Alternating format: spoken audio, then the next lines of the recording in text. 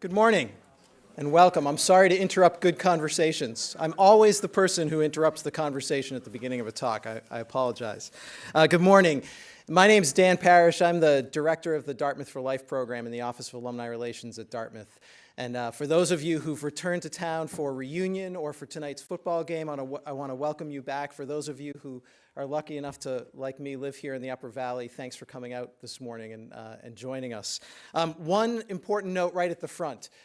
If you're having a hard time hearing me right now, then you'll have a hard time hearing Randall. And if you would like I don't know how you'll hear me if you're having a hard time hearing me, but if you'd like an assisted listening device, just raise your hand and we can, we've got some folks who can help deliver one to you. So if you want an assisted listening device, I'm giving you that opportunity now to out yourself, and you can ask for one. And nobody wants to own up to that. So they can't hear me, so how would they know? I'll mention it again. All right.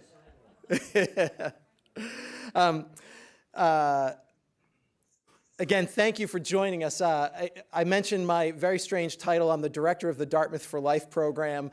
All that means is that I work in alumni relations at Dartmouth and help build programs with a team of folks, help build programs that are focused on lifelong learning and lifelong engagement. And we do that here in Hanover. We do it around the world. We do it online. And if you're interested in those programs, there's information outside, and you can always look at the Dartmouth Alumni website. During the fall, we do a number of lectures here in Hanover, particularly around homecoming. We'll have several opportunities. And this afternoon, we're hosting a symposium in the Hopkins Center, a discussion of how to gain practical wisdom. So it's a good conversation to make our lives a little bit better. And so thank you for joining us. If you signed in at the table on your way in, you have entered a raffle to win Randall's book and have it signed by him. If you didn't enter the raffle or you don't win the raffle, you can also purchase Randall's book after the lecture. So we'll be out there selling it after the lecture as well. So without any further ado, let's get right into this, and let me introduce Randall Balmer. Randall is a prize-winning historian and Emmy Award nominee, Randall earned his PhD from Princeton University, taught as professor of American religious history at Columbia University for 27 years before becoming the Mandel Professor in the Arts and Sciences at Dartmouth College in 2012, and just recently, his professorship, he took on the Dartmouth Professor in the Arts and Sciences. He has been a visiting professor at Princeton, Yale, Northwestern, and Emory, and in the Columbia University Graduate School of Journalism. He was a visiting professor at the Yale Divinity School from 2004 to 2008. Dr. Balmer has published more than a dozen books, including the book he'll discuss today, Redeemer, The Life of Jimmy Carter, and also The Making of Evangelicalism, which is a word I've been practicing saying all morning, from revivalism to politics and beyond. His second book, Mine Eyes Have Seen the Glory, A Journey into the Evangelical Subculture in America, is now in its fourth edition and has been made into an award-winning three-part documentary for PBS. Professor Balmer wrote and hosted that series, as well as a two-part series on creationism and a documentary on Billy Graham. He has lectured around the country in such venues as the Commonwealth Club of California and the Chautauqua Institute, and under the auspices of the State Department in Austria and Lebanon. I was introduced to Randall's work through that very highbrow program, The Daily Show, with Jon Stewart. He's been on that and Colbert. We're very lucky to have him join us this morning, and I hope you'll welcome me in joining him to start the talk. Thanks so much. Thanks. Thank you very much, and I'm delighted to be here. Thank you for coming. I'm here to talk about the stunning new book called Redeemer, The Life of Jimmy Carter. And I'll say a little bit about Carter and the book and what inspired it. I've been interested in Carter for a long, long time because he came to prominence in the early 1970s early to mid-1970s when I was a student in college. And I was attracted to him right away because he seemed similar to me. That is, his background seemed rather similar to my own background. And so over the years, I've had this kind of vague idea that maybe someday I might write a biography of Jimmy Carter that would take seriously his faith as a way of understanding both him as a person, but also the kinds of things that he's been interested in throughout his long life. And then over the last 10 years or so, I've been doing the research and finally got around to writing this book. Jimmy Carter was born on October 1st, 1924, which means that in a couple of weeks he will celebrate his 90th birthday. And I will give you a couple of bits of trivia to open up, because it's always good to have a bit of trivia with you if you want to try to win a beer at a local bar or something like that. One bit of trivia is that Jimmy Carter was born on the same day as another political figure. Anyone want to guess who that might be?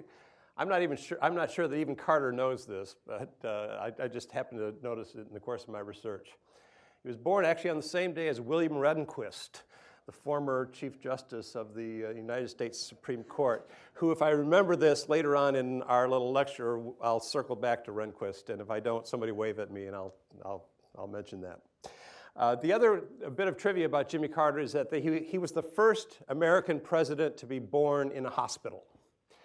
His mother, Lillian Carter, was a kind of itinerant nurse, and so she had access to medical facilities that other women, even in Plains at the time, did not have. And so Jimmy Carter has that distinction of being the first president born in a hospital. He grew up his first 3 years of his life in Plains, and then the family moved down the road to Archery, Georgia, about 3 miles outside of Plains. I'm wondering if anybody's ever been to the Carter homestead and the farm. Nobody. One person has. All right. Any quick impressions you want to share? Quite young. Okay. All right. Fair enough. You still look young, by the way. Yes. Born in a hospital? He was born in a hospital. Was he sick? No. Pretty good. The impression that I came away, and I think other people do too, from visiting the Carter homestead, particularly down in Georgia, is how modest it was.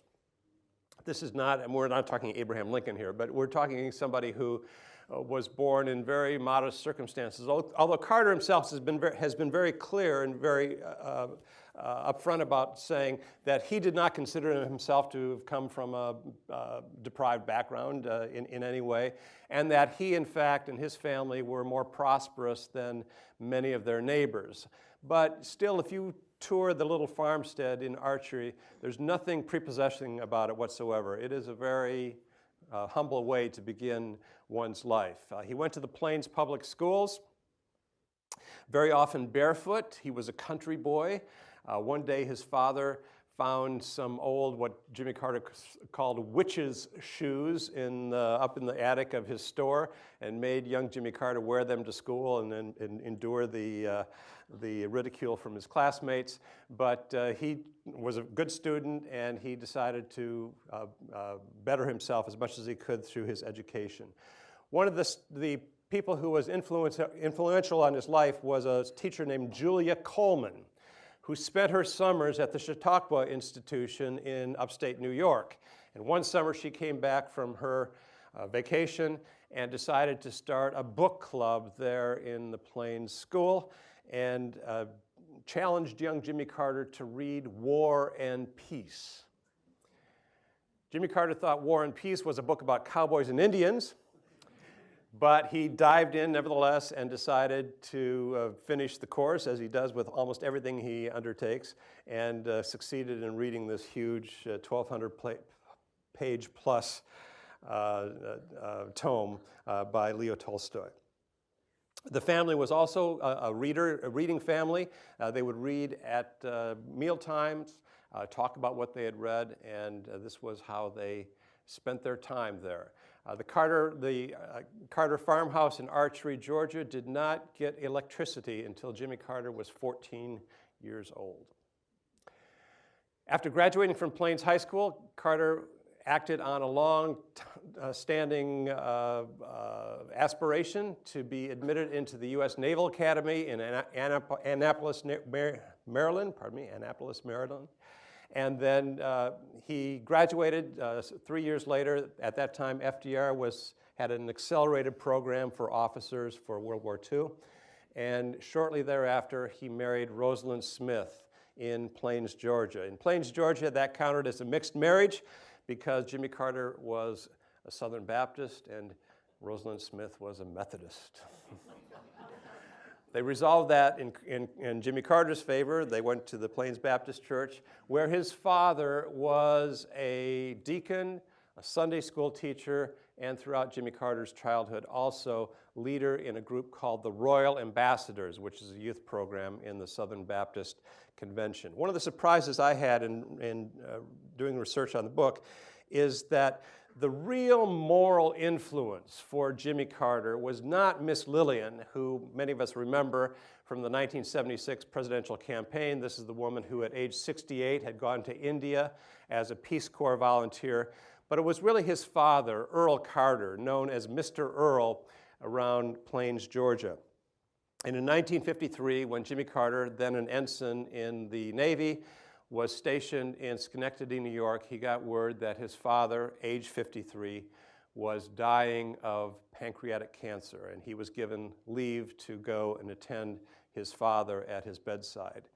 And that turned out to be a very pivotal moment for Jimmy Carter, because he began to witness individuals from the community coming into that hospital, into that hospital room, and talking about small, discreet, very quiet acts of kindness that Mr. Earl had bestowed on members of the community. For example, providing new clothes to a family who wanted to be able to attend their daughter's graduation and do so with pride. The time that he carried the mortgage for another family that was undergoing straitened financial circumstances. Another time many times when he had extended credit from the Carter warehouse to individuals in the community so that they could plant their crops and make a living. And Jimmy Carter was profoundly impressed by that and learned many of these things for the first time, that his father had done these sorts of acts of charity there in the Plains community. After Earl Carter's death, Jimmy Carter returned to Schenectady and informed Rosalyn of his intention to resign his commission in the Navy and return to Plains, Georgia, to try to have the kind of influence that Earl Carter had had in the Plains, Georgia community. Rosalind Carter was not amused. Yes, please. Could you skip back just a moment to the over and the why not the best? Okay, sure. When Carter was in the Navy, he wanted to join an elite program that was headed by Admiral Hyman Rickover for a nuclear-powered submarine. And he had an interview with Rickover, who was famously a curmudgeon in the Navy. And Carter had graduated from Annapolis, don't quote me on this, but I think number 60 out of the graduating class of 400 and some. And Rickover, being the taskmaster that he was, said, why didn't you do any better than that? And Carter said, well, I tried as hard as I could. And Rickover said, well, why aren't you the best? Or why not the best? And that became the title that Jimmy Carter applied to his campaign biography in the early 1970s. Yes. Okay. When Carter announced to Rosalind his intention to resign from the Navy and return to Plains, Rosalind Carter was not amused. The word divorce cropped up in their conversation several times over the course of those weeks, leading to their removal to Plains, Georgia. And apparently the car trip from Schenectady, New York, all the way to Plains, Georgia, which is in the southwest part of Georgia, transpired in almost total silence between these two very strong-willed individuals. Nevertheless, they settled in. Jimmy Carter tries his hand as being a businessman. The first year, the Carter warehouse only turns a $200 profit, but he applied himself, learned as much as he could about being in business and farming and so forth, and very quickly the Carter business interests began to perk up and became a rather, for the area at least, quite a profitable business. On Jimmy Carter's 38th birthday, October 1st, 1962, he got out of bed, put on his church trousers rather than his workaday trousers, and announced to Rosalind that he was heading to Americus to file papers to run for the Georgia State Senate. This was the first that Rosalind ever heard that he harbored political aspirations, in fact. And when I asked Carter about that, he said, I really can't believe I did that without consulting Rosalind, who of course has become his greatest confidant. But times were different in 1962. Rosalind signed on. She made a lot of phone calls on behalf of the campaign, designed some campaign posters. And Jimmy Carter, whenever he could get a few hours away from work, went around the district campaigning for the Georgia State Senate. The political boss in Quitman County, a cigar-chomping political hack, I suppose you'd say, by the name of Joe Hurst, decided that another candidate for the Georgia State Senate would be the preferred candidate, Herman Moore. And so Joe Hurst conducted a very impressive get-out-the-vote effort there in Quitman County on behalf of Herman Moore. It turns out that out of 330 or so registered voters in Quitman County, 375 or so actually turned to the polls and voted for Herman Moore over Jimmy Carter. Don't quote me on those numbers, but it was something to that effect. Many of them, in fact, showed up in the polls in alphabetical order, down to the second and third letters of their surnames. It was really quite an impressive effort on behalf of Joe Hurst, the envy of any political campaign, I should think. Well, Jimmy Carter found out about this and began to substantiate this voter fraud. And he writes about this campaign, by the way, in his book called Turning Point, which I think is my favorite of his books, because the pages just bristle with moral indignation. He had been wronged by the political process, and he was determined to make things right. And he does. He pursues this through the courts, but also he's able to enlist a journalist from the Atlanta Journal and Constitution to write about this voter fraud in Quitman County. And in January of 1963, Jimmy Carter takes the oath of office as the Georgia State Senator from Southwest Georgia. He embarks on his legislative career with typical abandon and throwing himself all into the process. He resolves to read every piece of legislation that comes before the Georgia State Senate. He's so fastidious about this that other legislators actually submit their bills to Carter first before they submit it to the legislative process, because they know that he will raise some objections in the wording of the legislation. And in 1966, he decides to run for governor of Georgia. And this is, for Carter, a bitter campaign. He throws himself heart and soul into this, and he puts a lot of money into that campaign. He loses 22 pounds from his physical exertions traveling around the state and introducing himself to voters throughout Georgia. But he loses finally to, of all people, Lester G. Maddox, the notorious segregationist in Georgia, who had come to public prominence when, on the day after Lyndon Johnson signed the Civil Rights Act of 1964, Maddox went out into the parking lot of his Pick Rick restaurant in Atlanta, wielding an axe handle, threatening any African Americans who sought to be served at the Pick Rick restaurant. And he rode that notoriety to election as governor of Georgia in 1966. Jimmy Carter was crestfallen.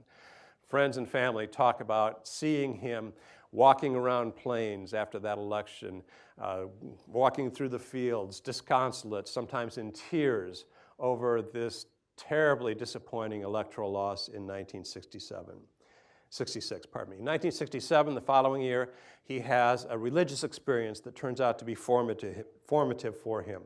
Like many evangelicals, at an early age, in the case of Jimmy Carter at age 11 in 1935, he had had a born-again experience, an evangelical conversion, and then he was baptized into the Plains Baptist Church, which is a Southern Baptist way of doing things.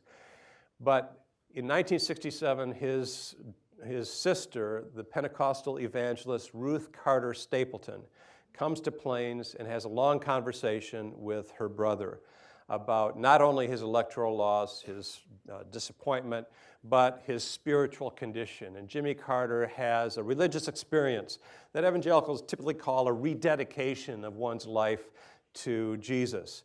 And on the basis of that, on the strength of that, Carter decides to embark on a week-long mission trip to Lock Haven, Pennsylvania, where he, together with other Southern Baptist laymen, actually go around knocking on doors to tell people about Jesus. The first time I met Carter, which was, I think, in 2007, it was at an event, a small event before a larger conference at Emory University.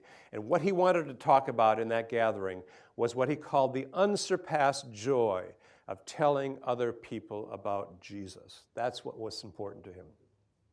Later that same year, he embarks on a second mission trip, this one to Springfield, Massachusetts, where he's paired with a Puerto Rican minister by the name of Eloy Cruz from New York City.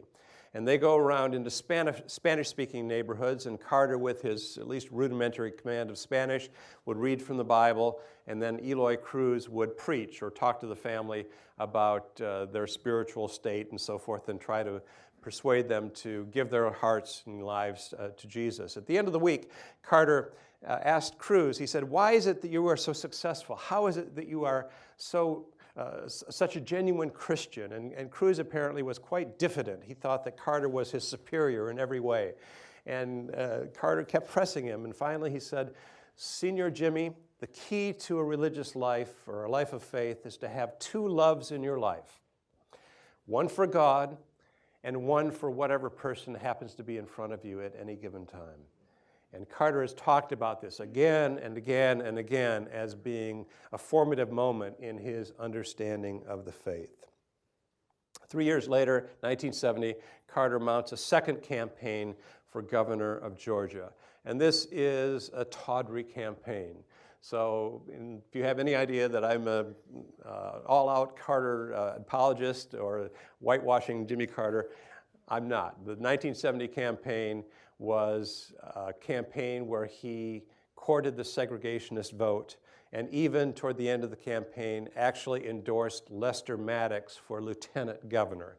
At that time, governors of Georgia could not succeed themselves, so Maddox was running for lieutenant governor. So this is not a pretty campaign. There are campaign tactics that were less than honorable on the part of Carter's gubernatorial campaign. And he almost immediately, even on election night, expresses remorse for that campaign and apologizes to some of the people who were also in that campaign. He takes the oath of office as governor of Georgia on January 12, 1971, and he declares memorably that in Georgia, quote, "the time for racial discrimination is over." And this is picked up by the New York Times the next day on the front page above the fold. Also, a few weeks later, Time magazine puts Jimmy Carter on the cover as an example of a so-called New South post-racial governor, together with people like Reuben Askew of Florida and Dale Bumpers of Arkansas. And Jimmy Carter uses this notoriety, this platform, to begin thinking about running for president in 1976. One of the reasons he decides to do so is that Democratic aspirants for the presidency were coming around the governor's mansion in Atlanta and trying to win Jimmy Carter's endorsement. People like George McGovern, but also Scoop Jackson, Birch Bayh, other candidates, Ted Kennedy and others. And Carter decides that he was underwhelmed by this crop, and he decides if they can run for president, well, why can't I? And he begins to think about running for the White House, even early in his term as governor. And here's where I want to take a little bit of a break from Carter's trajectory and talk about what's going on elsewhere in evangelicalism. In the early 1970s, there is a remarkable movement that I call progressive evangelicalism, which is actually, in many ways, a revival of impulses from 19th century evangelicalism. Those of you who know American history, I'm sure understand that after the Second Great Awakening and the series of revivals that take place at the turn of the 19th century, there is an extraordinary reforming impulse that is animated by evangelicalism. People like Charles Grandison Finney and others are those who are pushing for the reform of society. And the range of issues they're interested in are fascinating to me because they invariably are directed toward those on the margins of society.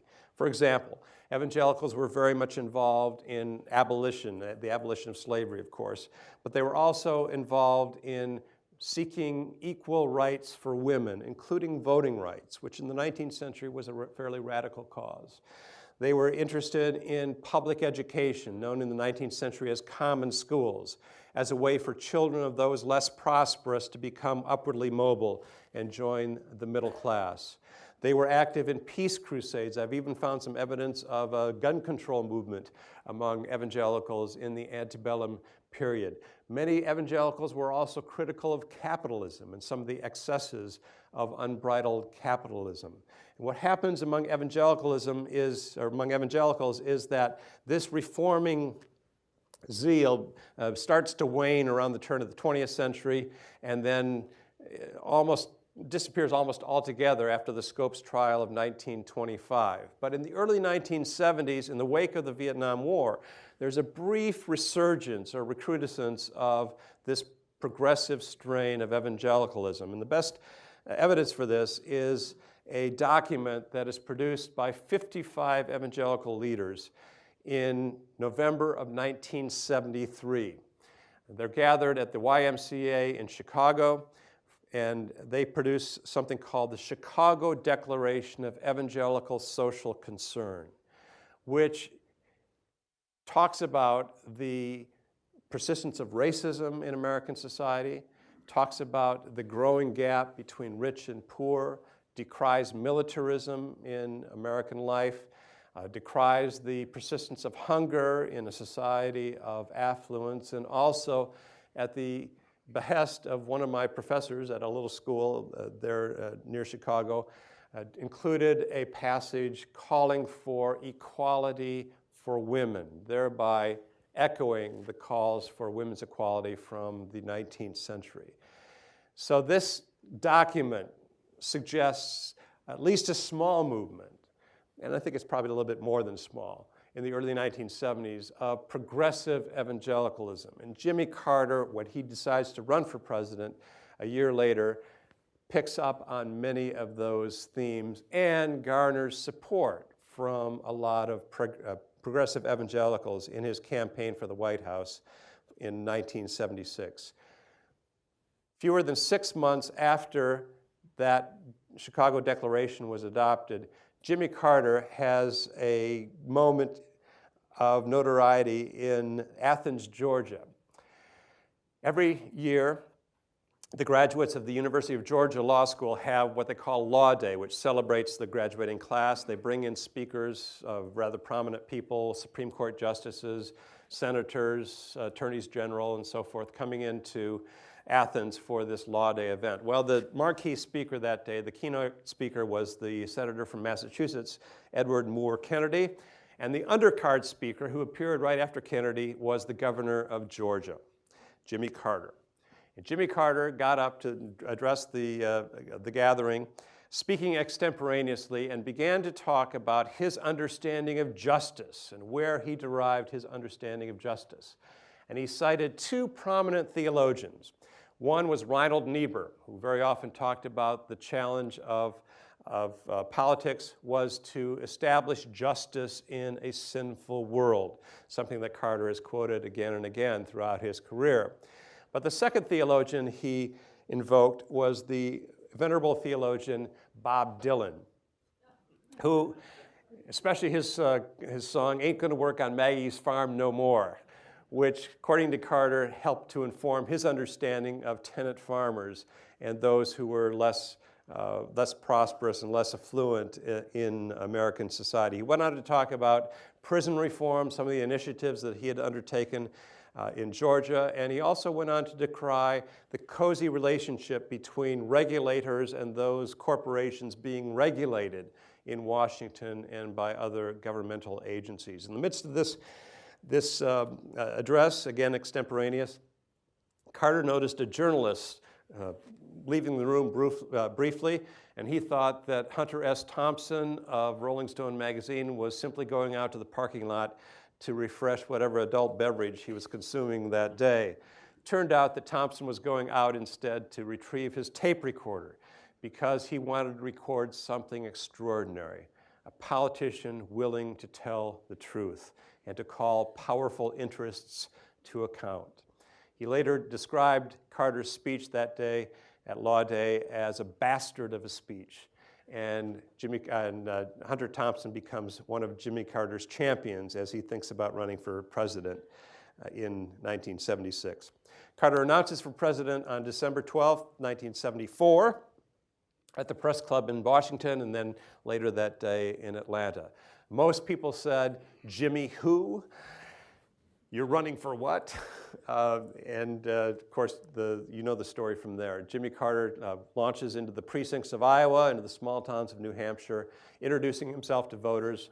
People talk about Jimmy Carter as being an extraordinary retail politician. Jimmy Carter has never been much of a speech maker. Gene McCarthy once described him as a rhetorical mortician. But one-on-one, especially in 1976, he was extraordinarily effective as a campaigner, and you know the rest. Jimmy Carter wins the Iowa precinct caucuses, as well as the following week, the New Hampshire primary, and then he's on his way to the nomination. I think one of the very much underappreciated accomplishments of Jimmy Carter and his political career is the fact that he, almost single-handedly, is responsible for the termination of the political career of arguably America's most notorious segregationists. That is, on May 6th, 1976, Jimmy Carter defeated Alabama Governor George Wallace in the Florida Democratic primary, thereby all but ending George Wallace's presidential aspirations. It is also during that campaign, during that primary season, that at an event in Winston-Salem, North Carolina, just before the North Carolina primary, Jimmy Carter, in response to a question, declares that he is a born-again Christian, thereby sending every journalist in New York to his Rolodex to figure out what in the world he was talking about. But evangelicals understood, and they understood that he was speaking their language, and they rallied behind him in the 1976 presidential election. They would have done so in greater numbers, I think, had it not been for a certain interview that appeared just before Election Day in Playboy magazine, which hit the newsstands on September 20th, 1976. This is the famous interview where Jimmy Carter declared that he had lusted after women other than his own wife in his heart. Now, for evangelicals, that's an utterly unremarkable statement. Utterly unremarkable. What did Jesus say in the Sermon on the Mount? He said, "The law says you shall not kill, but I tell you, if you hate your brother, it is as though you had murdered him. The law says thou shalt not commit adultery, but if you have lusted after someone other than your own wife, you have committed adultery in your heart." So it's an utterly unremarkable statement. Nevertheless, of course, the press picked up on this as a huge, huge deal. Baptists themselves were not terribly thrilled either with the venue of the interview or with some of the language that Carter used to describe himself. He used the word screw, for example. Bailey Smith of the Southern Baptist Convention said, "Well, screw just isn't a good Baptist word." And this hurt Jimmy Carter enormously, I think. According to the tracking polls, he lost 15% in the polls because of that Playboy interview. And even though he had been headed for a landslide, I think, or at least a persuasive victory in 1976, turns out he eked out a victory over Gerald Ford in that election. Jimmy Carter takes office and proceeds, I think, to act on many of these impulses that he had campaigned on, and also this larger movement of progressive evangelicalism. His first official act was to pardon Vietnam-era draft resistors as a way of trying to put to rest that tawdry chapter in American history. He also recognized that for the United States to have any meaningful relationship with Latin American countries, or more generally with the Third World, we had to revisit the Panama Canal treaties, something that, by the way, that had been in the works since the Lyndon Johnson administration. But Carter saw the importance of pushing this through, thereby expending a great deal of political capital early in his campaign. He's talked early and often about the necessity for energy independence for the United States. Energy analysts, including a friend of mine who just retired from the Carter Center, claim that if we, as in the United States, had followed Jimmy Carter's prescriptions for energy consumption, we'd be in a far different place today than we are. Jimmy Carter also suffered a lot of setbacks. The economy was stubborn, sour throughout his presidency, and of course the taking of the hostages in Iran on November 4th, 1979, arguably sealed his political fate, although the narrative is a little bit more complicated than that. I want to take a minute and talk about what happens to the evangelical voters who helped propel Jimmy Carter to office in 1976 and then turn rather dramatically against him 4 years later. The standard narrative is that evangelicals in the 1970s began to organize politically over the Roe v. Wade decision of January 1973. Some of them went so far as to characterize themselves as the so-called new abolitionists, trying to draw a parallel between their opposition to abortion and the opposition of antebellum evangelicals to the scourge of slavery. It's a great story. It is also unmitigated fiction. Abortion had nothing to do with the mobilization of evangelical voters in the 1970s. It was a court case that got their attention, however, but it was not Roe v. Wade. It was a lower court ruling in the District Court, District of Columbia, on June 30th, 1971, in a case called Green v. Connolly. I'll take just a minute very quickly to talk about this case and what leads to it. Lyndon Johnson signed the Civil Rights Act of 1964 on July 2nd, 1964, which forbade discrimination in public facilities, among other provisions. What had happened in the South in particular, not entirely the South, but especially in the South, was that many churches had begun what came to be known as segregation academies in order to resist court-mandated desegregation after the Brown v. Board of Education ruling of 1954. In Holmes County, Mississippi, several African-American families sought to resist the tax-exempt status of these new segregation academies. There in Holmes County, Mississippi, the first year of desegregation, the number of white students in the public schools dropped from 721 to 28.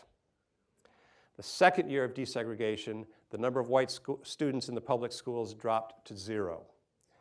And they were going to these new segregation academies, church-sponsored segregation academies, who were in turn applying to the Internal Revenue Service for tax exemption. Well, these families said, no, they shouldn't be given tax exemption. And so they filed suit, and the suit works its way through the courts. In the meantime, Richard Nixon instructs the IRS not to issue tax exemption for new segregation academies, new applications from segregation academies. The ruling in the Green v. Connolly case on June 30th, 1971 upholds the Internal Revenue Service in its opinion that says any institution that engages in racial segregation or discrimination is not, by definition, a charitable organization. Therefore, it has no claim on tax-exempt status.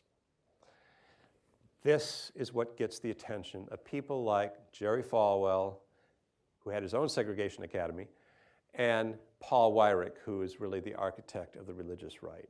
Weyrich, by the way, is emphatic on this point, and he was so when I talked to him many, many years ago about this particular issue. He said, I'd been trying from the time of the Goldwater campaign to get evangelicals interested in politics. He said, I tried everything. I tried the school prayer issue. I tried the abortion issue. I tried the Equal Rights Amendment issue. I tried the pornography issue. Nothing got their attention until the IRS came along and tried to rescind the tax exemption at these private schools. One of the schools they targeted was a fundamentalist school in Greenville, South Carolina called Bob Jones University, which until 1971 did not admit African Americans to the student body. Until 1975, out of fears of racial mixing, did not admit unmarried African Americans to the student body. And the IRS began to pursue this case, and finally, on January 19th, 1976, they rescinded the tax exemption of Bob Jones University. This is what gets these evangelical preachers activated politically. It had nothing to do with abortion. Jerry Falwell famously said, in some states it's easier to open a massage parlor than it is a Christian, as they call it, Christian school, by which he meant a segregation academy.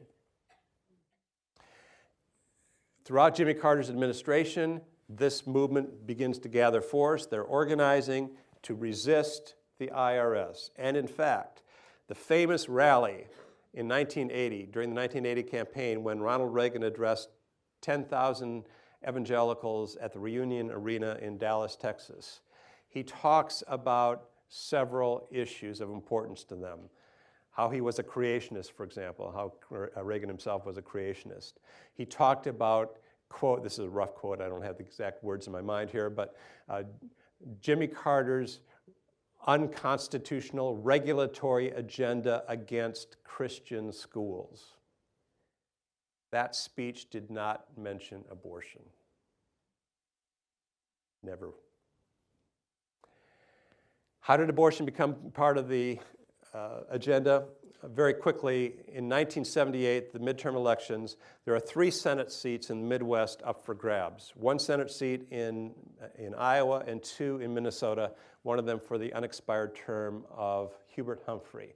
In all 3 of those elections, the Democratic nominees going into the general election were thought to be ahead and would win that election fairly easily. In both states, pro-life activists, Roman Catholics, the final Sunday of the campaign, leafleted church parking lots. And 2 days later, in an election with a very low turnout, all 3 of those Democratic nominees lost to pro-life Republicans. When I was going through Paul Weyrach's archives, which for some reason are at the University of Wyoming in Laramie, and I came across the midterm elections in 1978, the papers sizzle with excitement. He had finally found the issue that would galvanize grassroots evangelical voters in the 1980 election. And that's precisely what he proceeded to do. Jimmy Carter lost that election, of course, in 1980. And this was devastating for him, but especially for Rosalyn. Actually, when Carter and I talked about that, he said, one of the reasons I rebounded so quickly from my loss in 1980 is that I had to keep reassuring Rosalyn that life would go on and that we'd be able to fashion a life and do good for ourselves in the years after leaving the White House.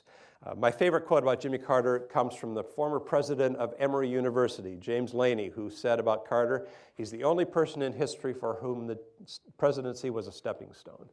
And I think it captures nicely what he has done since leaving the White House in 1981. The Carter Center is a remarkable place.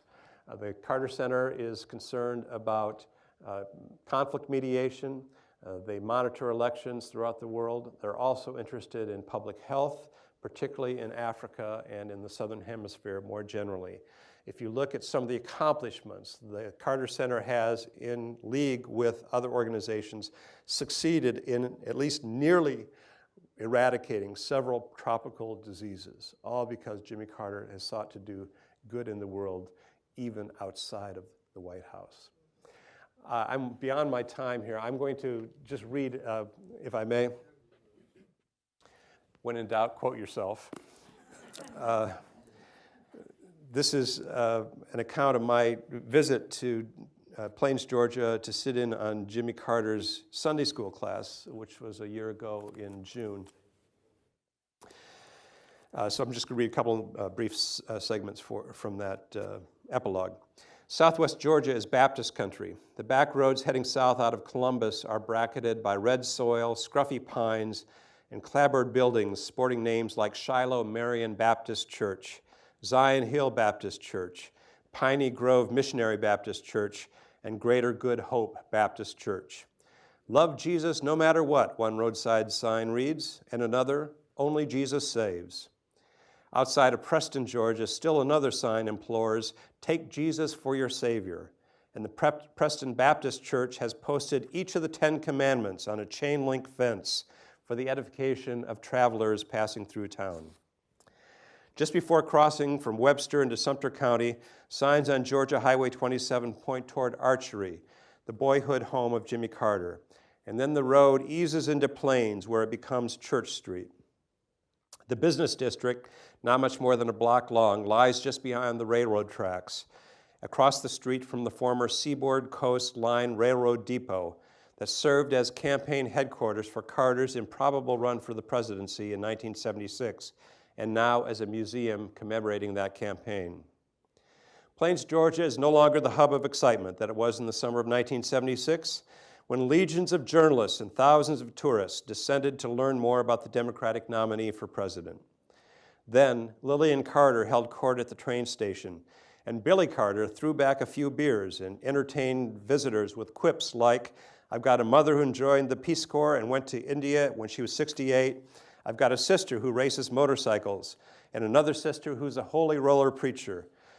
I've got a brother who says he wants to be president of the United States.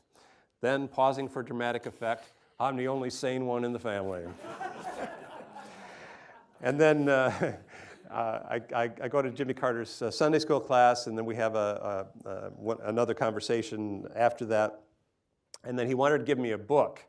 And so he said, well, follow me. And so I followed the Secret Service caravan into the Carter compound. He disappeared into the house, and Rosalind and I talked about the roses that he had planted years ago and so forth.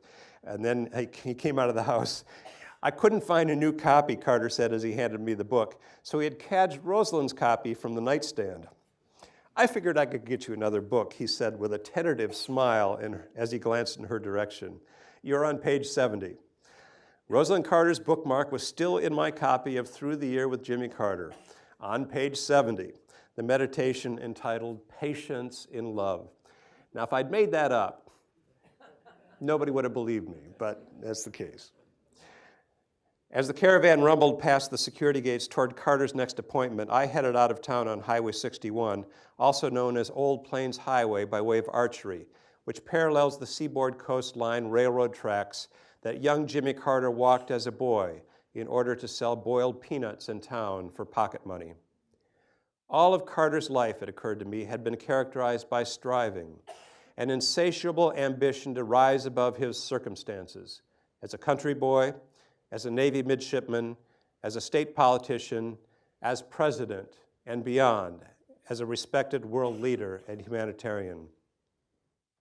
In the course of his Sunday school lesson, Carter had referred to Martin Luther's notion of the priesthood of believers, that each of us is responsible directly to God, and that the priestly caste or the irrigation of ministerial authority actually impeded that relationship. But Carter failed to note Luther's other central criticism of medieval Catholicism, works righteousness, the popular understanding that individuals could earn salvation by dint of good works. Protestants are equally susceptible, seeking to prove by their good works that they are among the elect. As I passed the Hardscrabble farm in Archery, it was difficult to escape the impression that Carter was driven, almost obsessed, by a kind of works righteousness. Carter always believed in the value of work. On the farm, hard work would sustain the family and bring profitability. At school, diligent study would lead to better opportunities. In Hyman Rickover's Navy, hard work might win praise or even a promotion. On the campaign trail, working harder than your opponent an hour earlier every morning or shaking more hands would lead to victory. Once in office, long hours, the resolve to read every piece of legislation, and attention to the minutiae of negotiations would ensure success and re-election. Carter's term in the White House disrupted that calculus. He faced intractable obstacles as president: the nation's chronic energy dependence, soaring interest rates, an Islamic revolution in Iran, political opposition within his own party that simply would not yield to hard work or longer hours. Carter's shattering electoral loss in 1980 represented not only the end of his political career, but also a repudiation of the notion that if he just worked harder and longer, his efforts would be rewarded. How could the electorate not recognize that he was doing everything humanly possible, working as diligently as he could to solve these problems? After absorbing his defeat and returning to Plains, Carter reaffirmed his commitment to works righteousness as a way to redeem his loss. The Carter Center would be an activist organization, not merely a celebratory one. Habitat for Humanity was nothing if not an activist organization. This former president would not retire quietly into private life.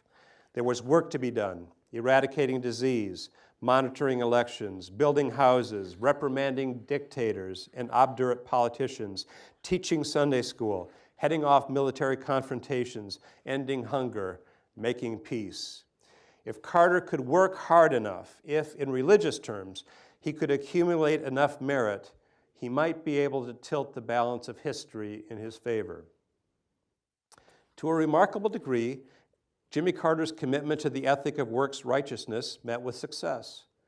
Although partisans continued to criticize and even to ridicule his presidency, historians now regard it more favorably, albeit with something less than unvarnished approbation. Carter's activities since leaving office earned him praise and even grudging admiration. The awarding of the Nobel Peace Prize in 2002 provided perhaps the ultimate validation of Carter's works righteousness. At what point, however, does Carter earn a reprieve from his moral exertions? When can he relax and settle into a hard-won retirement? Certainly not on a Sunday in Plains. Even after teaching Sunday school, attending church, posing with tourists, fielding questions from a biographer, and massaging Habitat for Humanity donors. As I was moseying down Highway 61 toward Archery, Carter was speeding off to the next event on a crowded calendar. The former president, pushing 90 years old, was still a restless man, consumed by a kind of frenetic benevolence. The striving continues.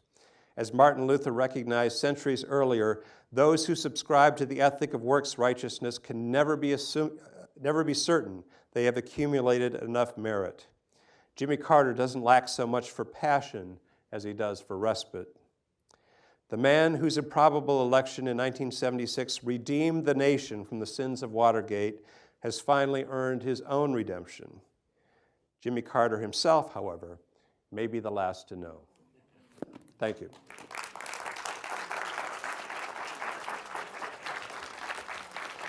We'll take maybe 2 questions in here, Randall, and then Randall's generously agreed to sign and chat outside as well.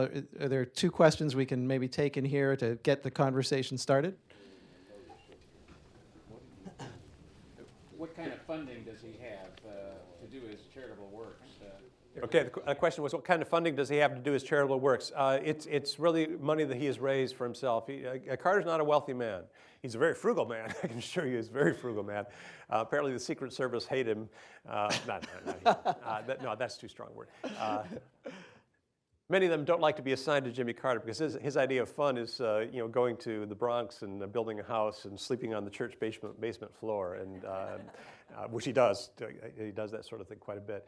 But the funding comes from contributions from people. There's no. I think he's managed to create something of an endowment for the Carter Center, and he's concerned about that when he dies. That the Carter Center will be able to continue, but there's no huge operating endowment. The government pays for, as I understand it, the running of presidential libraries, but they don't pay for the construction of those libraries. Of course, he had to raise money for that, and nor do they pay for the activities of the Carter Center. I think back here, yes, please. This isn't exactly a question, but you spoke of that Carter was interested in energy independence. why did he cancel the breeder reactor? I'd have to go back and look through that. I don't know about that. But if you look at the so-called malaise speech, which is the word malaise never appears in that speech. It's the crisis of confidence speech, the famous speech he gave on July 15th, 1979. And you look at some of the prescriptions that he had laid out for energy independence. They were really remarkably prescient. And for whatever reason, he decided, I don't remember, frankly, the incident, but for whatever reason, he decided that would not be part of that energy plan. Yeah, that was 2, wasn't it? Yes. That was 2. All right. Okay. Randall, thank you very much. Thank you. Thank you. Thank you.